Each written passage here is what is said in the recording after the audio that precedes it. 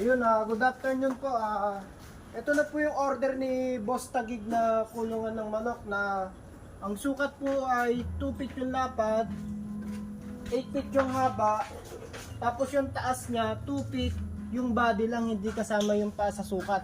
4 na pinto po yan, 1, 2, 3, 4. Bawat unit po, ang sukat po ay bawat door, 2x2x2 bawat door. Meron po yung pakainan, ito yung pinakainan niya, sinasabit lang po. Tapos itong pinaka-division na po to, plywood po na 1/2, natatanggal po yan.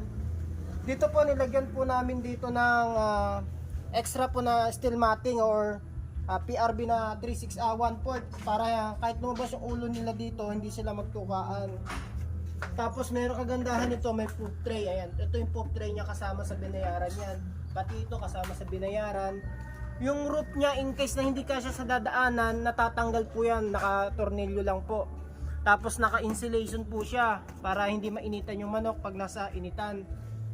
Tapos yung roof niya, long span, hindi sa liso, talagang pambahay yung bubong niya. Tapos ito rin, may sabitan ng trapal. Ito, sabitan ng trapal yan para kahit umulan ng malakas, umangge, for safety siya. Tapos yung likod niyan, nilagyan din namin ng ito mga colored sheet para kahit, sabi ko nga, pag lumabas yung ulo, hindi sila magpang-abot. Ayan, mga likod niya. 2 unit yung order ni Boss Tagig. Ito pa yung isa. Ayan, ito pa yung isa, kasama to sa mga binayaran niya, lahat yan. Tapos ang kagandahan din ito, yung flooring niya, plastic matting. Ayan, hindi siya nabubulok, talagang diretso ng diretso yung tae niya sa baba. Ayan. Tapos ang sukat pala ng paa nito mula rito hanggang dito, 2 feet, pinalagyan namin ng paa, sapatos, para kahit sa lupa ilagay, hindi lulubog yung pinakapaa niya. Ayan. Sa mga nag-i-inquire po, ito po yung location namin.